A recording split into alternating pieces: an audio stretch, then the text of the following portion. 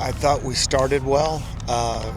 Was disappointed, right there for the end of the half. I was hoping we could get to halftime with a shutout. And then the offense came out and did exactly what they wanted to do in the second half. Drove it right down, went up 27-7.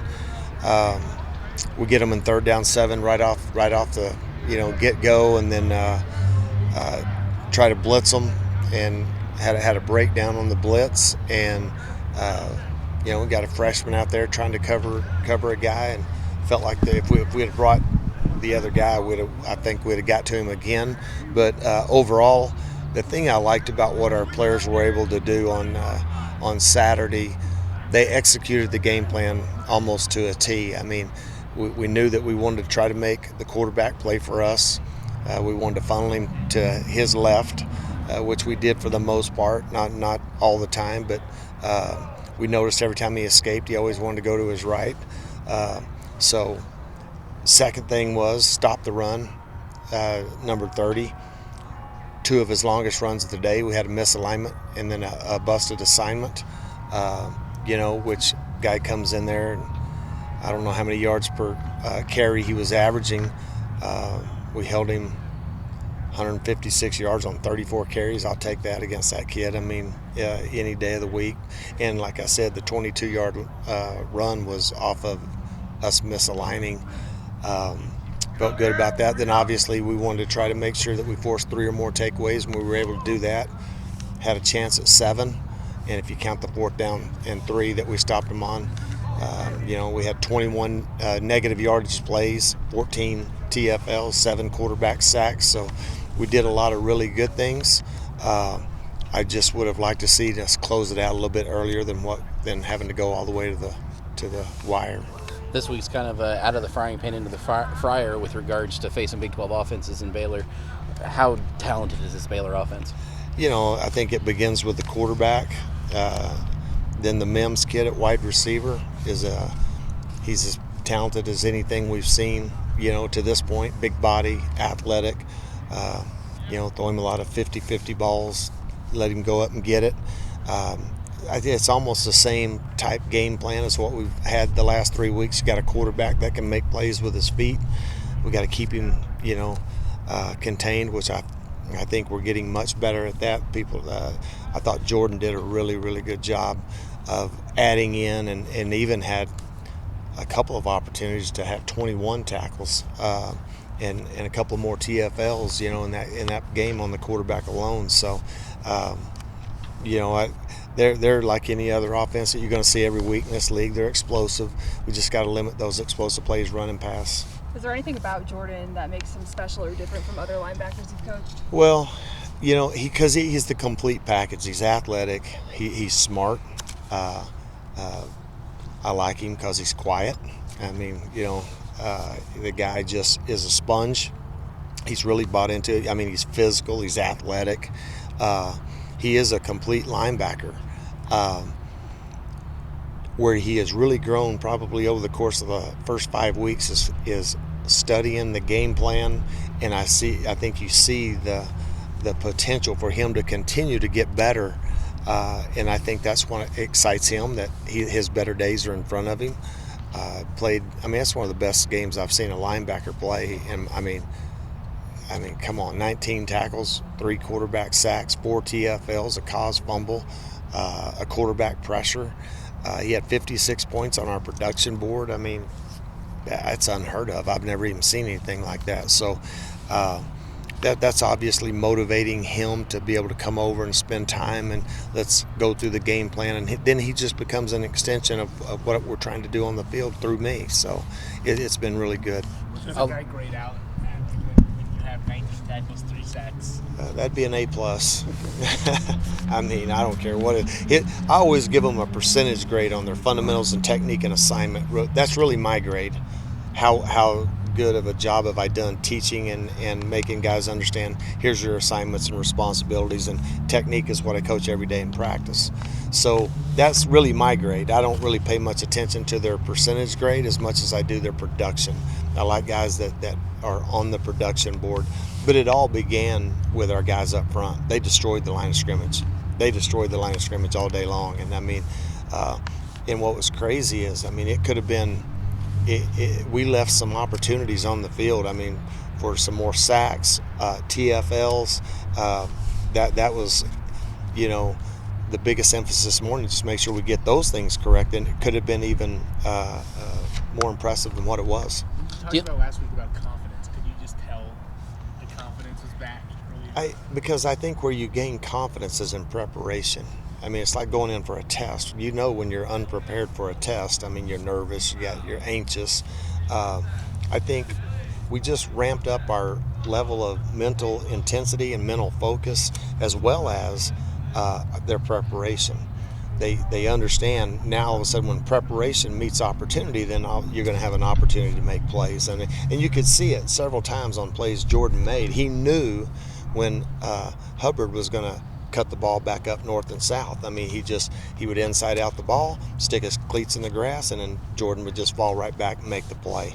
So that was nothing but preparation on Jordan's part. You said you have 56 points on your production board. What's a good range for what you usually see in the Normally, pretty good is anything above 15 points to somewhere around 15 to 20 something points. I've never seen 56 points on a production board, and that was with 3 missed tackles, 2 or 3 missed assignments, which are -2 points apiece. I mean, honestly, he blew the production board completely up, which, like I said, I've never seen anything. And we've been using this production board for years. I mean, at least over 20 years. So that was very impressive to see that. But a lot of times, if you see a guy grade anywhere +13, +17, he had a really, really good game. But to see +56 on that was just absolutely crazy. Dealing with failure is relatively easy to work with because you want to improve on what you've done. How do you handle success, or how do you coach that? Yeah, I think the same way. I mean, I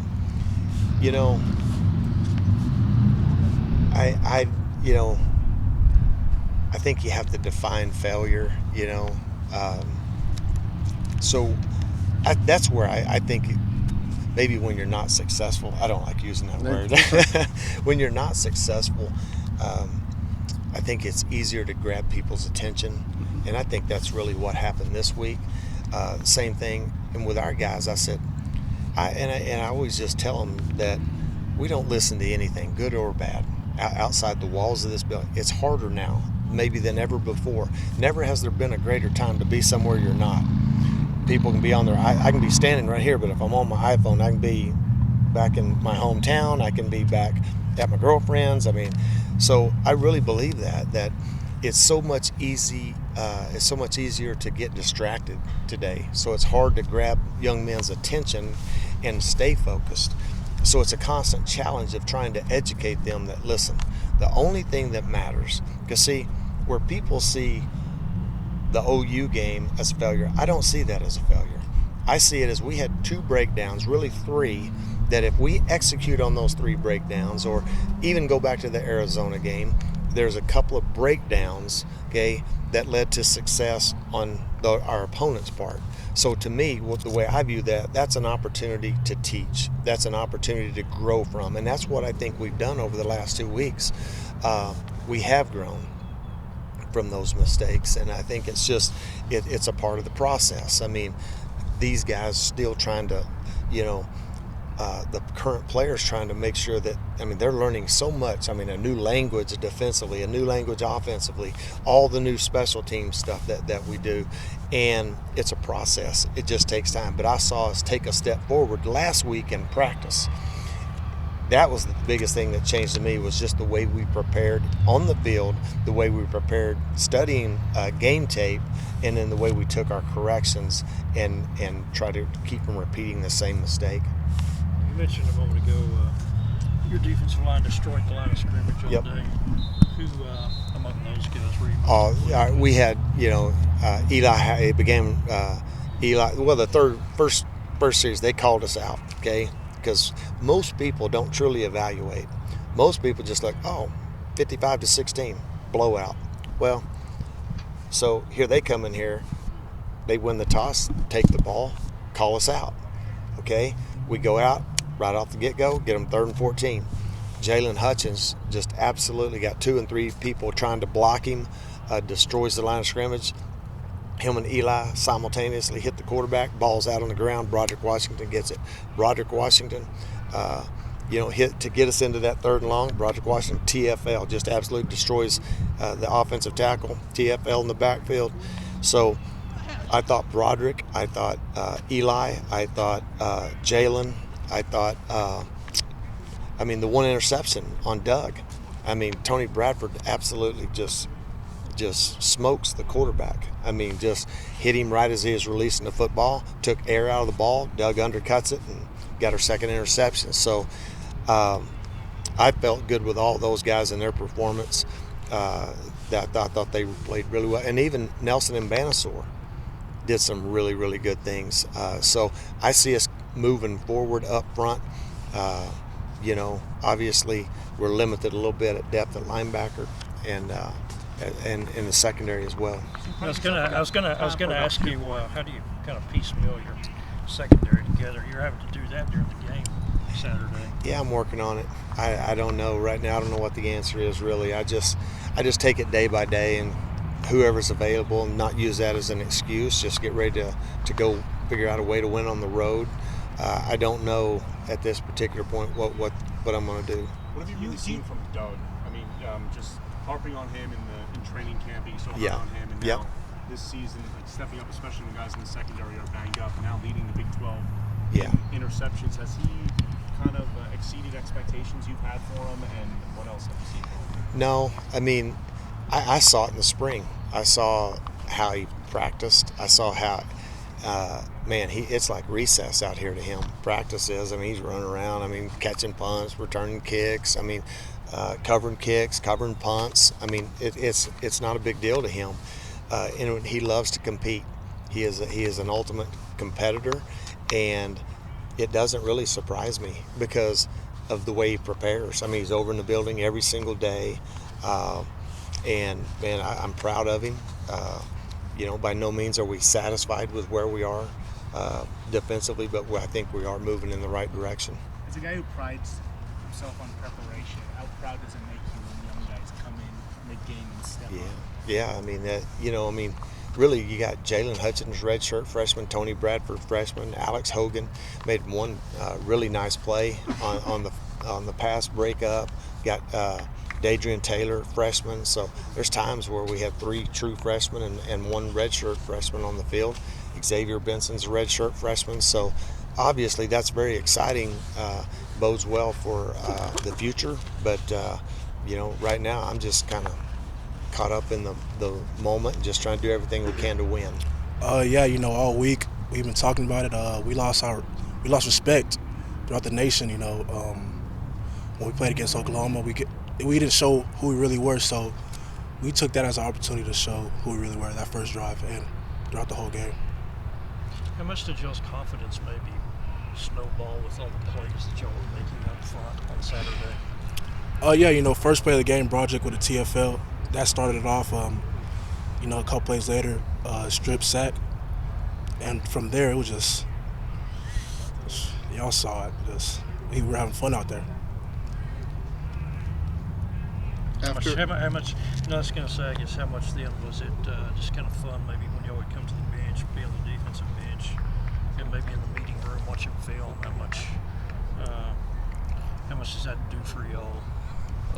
Making a play and celebrating with your teammates is always a fun thing, an experience to remember.